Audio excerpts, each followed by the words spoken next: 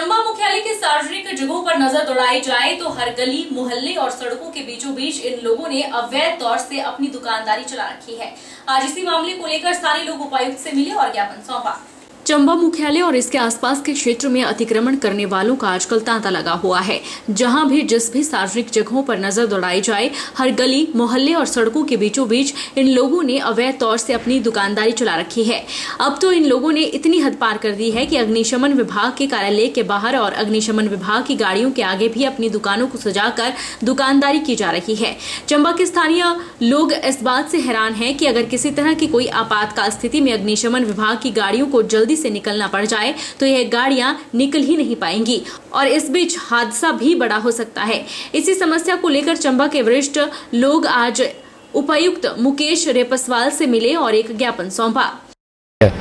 वो जो है रास्ता बिल्कुल छोटा सा है, एक तरफ सब्जी की दुकान लग जाती है, दूसरी तरफ बेंच लग जाते हैं और जो सामान के लिए लगा देते हैं। जब भी वहाँ पे कोई भीड़ होती है तो वहाँ पे आके मोटरसाइकिल भी नीचे से आते हैं, तो उससे आके एक इंसान की बाजू टकराने से उसकी टूट गई थी। उसको 5,000 रुपये देकर रफा दफा किया। तो हमने ये कहा कि ये गंभीर मुद्दा है, इसको जरा नगर, सबसे बड़ी मिली भगती है नगर परिषद की हो सकती है कि नगर परिषद कभी भी समय पे जाके वहाँ पे उन लोगों को नहीं उठाती है। नगर परिषद का ही इस पर सबसे ज़्यादा योगदान है कि उनको बिठाने में उनका श्रेय जाए। तो नगर परिषद अगर इस अपनी जिम्मेदारी समझती तो वो रोड तो खराब है ही है और जो लोग बैठे हैं वो भी नगर परिषद की देन है। उधर जिला उपायुक्त मुकेश रेपस्वाल ने माना है कि चंबा के गांधी गेट से लेकर मुख्य बस अड्डे तक रेहड़ी फड़ी लगाने वाले लोगों ने जबरन कब्जा कर रखा है और इस समस्या का हल कैसे हो, इसके लिए प्रशासन ने एक draft order motor vehicle act के तहत तैयार किया है। इंदिरा प्यारी बहना सुख सम्मान निधि योजना का लाभ लेने के लिए महिलाएं इन दिनों फॉर्म भरने में जुटी हुई हैं। तहसील कल्याण अधिकारी के कार्यालय में फॉर्म जमा करवाने को लाइनें लग रही है। मंडी जिला में योजना के तहत 6,019 महिलाओं के खाते में 1,500 रुपए की राशि डाली गई है। अब तक 1 लाख से ऊपर महिलाओं ने आवेदन किया है। प्रदेश सरकार की ओर से महिलाओं के साथ किए गए वायदे को पूरा किया गया है। महिलाओं के लिए सरकार की ओर से शुरू की गई इंदिरा प्यारी बहना सुख सम्मान निधि योजना का लाभ महिलाओं को मिल रहा है। वहीं मंडी जिला में इंदिरा प्यारी बहना सुख सम्मान निधि योजना का लाभ लेने के लिए महिलाएं इन दिनों फॉर्म भरने में जुटी हैं। तहसील कल्याण अधिकारी के कार्यालय में फॉर्म जमा करवाने को लाइनें लग रही है। मंडी जिला में योजना के तहत 6,019 महिलाओं के खाते में 1,500 रुपए की राशि डाली गई है। अधिक जानकारी देते हुए जिला कल्याण एवं परिवीक्षा अधिकारी समीर ने बताया कि मंडी जिला में अभी तक 6,019 महिलाओं को योजना के तहत लाभ पहुंचा है। चुनाव आचार संहिता लगने के बाद आवेदन नहीं लिए गए थे, लेकिन अब आचार संहिता हट गई है, जिसके बाद अब तक 1 लाख से ऊपर महिलाओं ने आवेदन किया है। महिलाएं आवेदन पत्र तहसील कल्याण अधिकारी के कार्यालय में स्वयं अथवा पंचायत प्रतिनिधि के माध्यम से भी जमा करवा सकती हैं।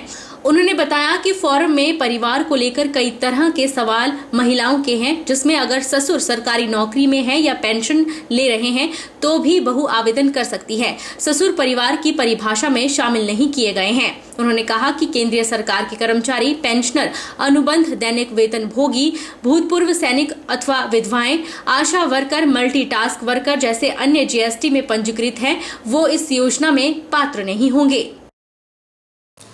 इंदिरा गांधी प्यारी बहना सुख सम्मान निधि योजना जो कि हिमाचल प्रदेश सरकार द्वारा महिलाओं के लिए शुरू की गई है, इसमें 18 से 59 वर्ष आयु वर्ग की महिलाएं लाभ प्राप्त कर रही हैं और 13 मार्च 2024 को इसकी जो नई नोटिफिकेशन हुई, जिस कारण से पूरे हिमाचल प्रदेश में जितने के ट्राइबल एरिया के अतिरिक्त जो अन्य ज़िले थे उसमें इस योजना का शुभारंभ किया गया।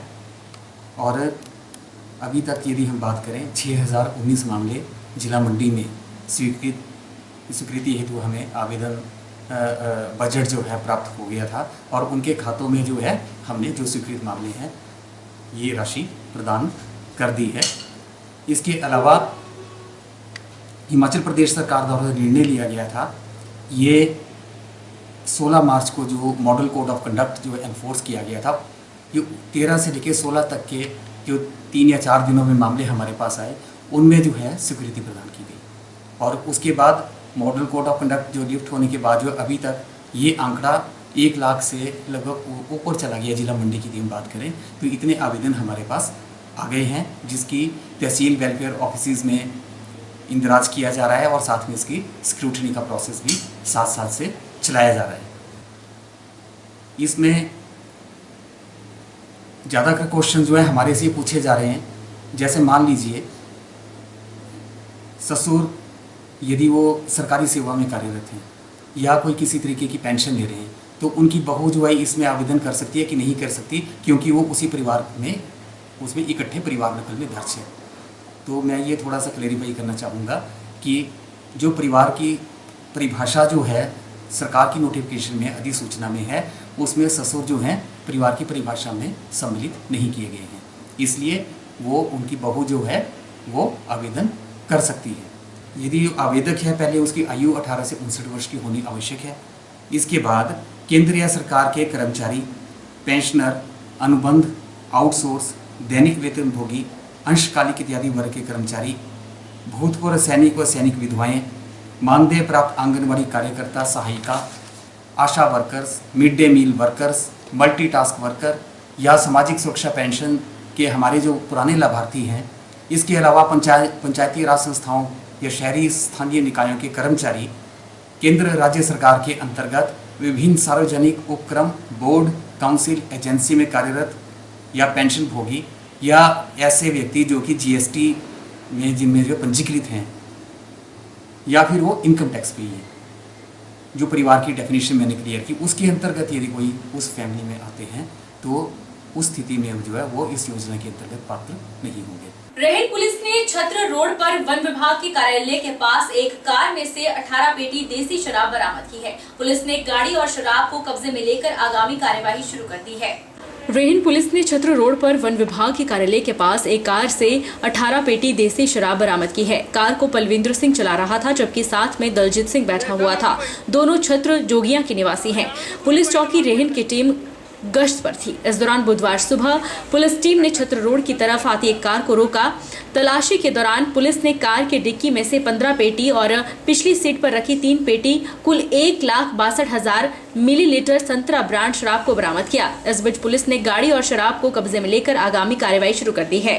अपने साथी मुलाजमों के साथ जो है मतलब मॉर्निंग जो है ट्रैफिक चेकिंग वो गश्त के लिए था। तो ये क्या जगह का नाम है इसका, अपना सक्रिय मोड़ जो है फॉरेस्ट ऑफिस के सामने गाड़ी को चेक करें तो एक गाड़ी ATOS नंबर ये है HP 01D 4734 को हमने रोका। तो चेकिंग के दौरान जो 2 व्यक्ति, एक ड्राइवर के साथ एक अन्य व्यक्ति और बैठा हुआ था, और पीछे गाड़ी के पीछे सीट के बीच में 3 पेटियाँ और गत्ते की और डिक्की में कुल 15 पेटियाँ, कुल 18 पेटियाँ मतलब गत्ता पेटी BRB संतरा शराब की बरामद हुई है। तो लाइसेंस को परमिट मांगा गया तो इन्होंने कोई लाइसेंस परमिट नहीं किया, तो आगे नियमानुसार कार्रवाई मिला जाएगी। विश्व विख्यात शक्तिपीठ ज्वालामुखी मंदिर में आषाढ़ मास के गुप्त नवरात्रे 6 जुलाई से 15 जुलाई तक चलेंगी।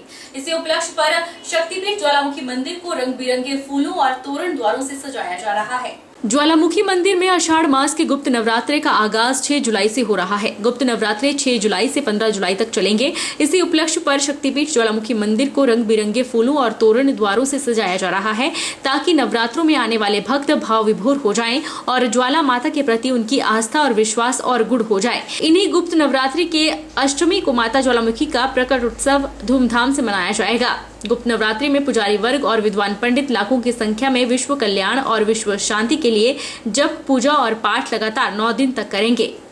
गुप्त नवरात्रों में मां ज्वाला के मूल मंत्र बटुक भैरव, गणपति, गायत्री और दुर्गा सप्तशती का और अन्य जाप और पाठ किए जाएंगे। हमारे श्रावण मास के जो माता जी के गुप्त नवरात्रे हैं, जो कि 6 जुलाई से लेकर 15 जुलाई तक जो है उसका आयोजन मंदिर ज्वालामुखी परिसर में किया जा रहा है। उसी के उपलक्ष्य में ये मंदिर में फूलों की सजावट की जा रही है। और ये जो हमारे गुप्त नवरात्रे हैं, ये माता ज्वालामुखी के प्रकट उत्सव के रूप में मनाया जाता है, जिसमें 13 तारीख को रात को 12 बजे माता जी का विशेष जन्म दिन का पूजन होगा। और उसी उपलक्ष्य में ये मंदिर की तैयारियां जो हैं वो शुरू हो चुकी हैं। और मैं ये अपेक्षा करूँगा कि सभी भक्तजन जो है नवरात्रि में आए और माता जी का पूजन करें।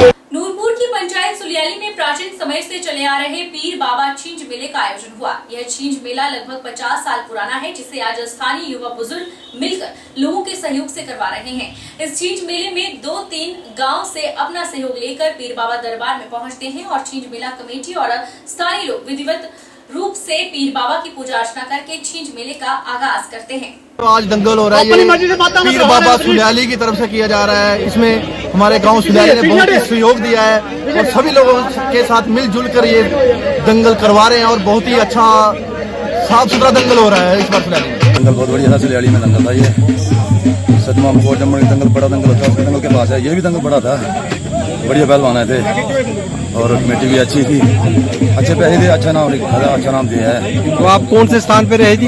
हाँ जी, मैं फर्स्ट नंबर 1 पे, 1 नंबर माली पे जीता हूँ और हमारा अखाड़ा लम्बानाड़ हिमाचल के टीवी हूँ मैं, 3-4 बार खिला जीते हैं मैंने, विनर रहा हूँ वो।